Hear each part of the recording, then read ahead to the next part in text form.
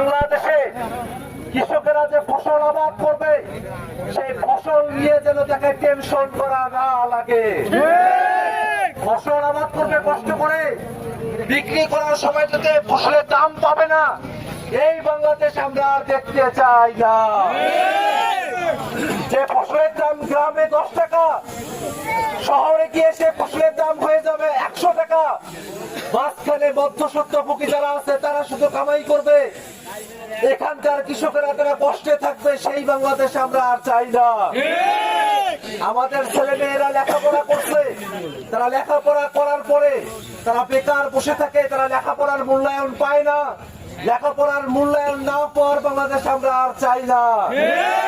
ভাইরা আমার, আমরা 24-এর অভ্যুত্থানের মধ্য দিয়ে বাংলাদেশে যে ফেস্টিভাল চেপে বসেছিল সেই ফেস্টিভালকে আমরা উৎখাত করতে সক্ষম হয়েছি। এখন নতুন বাংলাদেশ গড়ার সময় ইনশাআল্লাহ এই আপনাদের সন্তান আক্তার হোসেন, এই আমরা এনসিপির পক্ষ থেকে নতুন বাংলাদেশ গড়ার শপথে কাজ করব। ভাইরা আমার, আমরা কাউনিয়া পীরগাছার মানুষেরা, আমরা ভাড়াটিয়া লোক নিয়ে চলছি।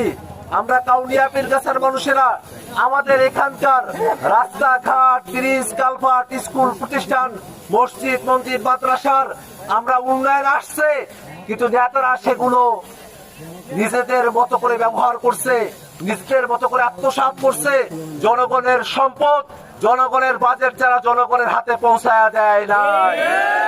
আমরা এমন একটা কাউনিয়া পীরগাছা চাই যেখানে আমাদের যেটা ন্যায্য হিস্সা আছে, আমরা আমাদের ন্যায্য হিস্সা, আমরা আমাদের স্কুল প্রতিষ্ঠান, মসজিদ, মাদ্রাসা, মন্দির, আমরা আমাদের রাস্তাঘাট, আমরা সব কিছুতে আমাদের ন্যায্য হিস্সা বুঝে পাবো।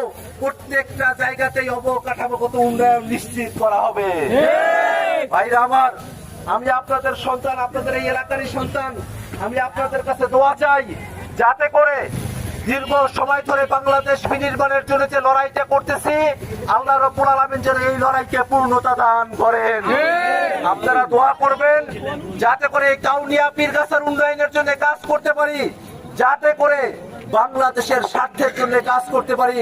বাংলাদেশের স্বার্থে, এই কাউনিয়া পীরগাছা এলাকার স্বার্থে আপনাদের সকলের দোয়া এবং সমর্থন প্রত্যাশা করে আমি আমার বক্তব্য এখানে শেষ করছি। আসসালামু আলাইকুম।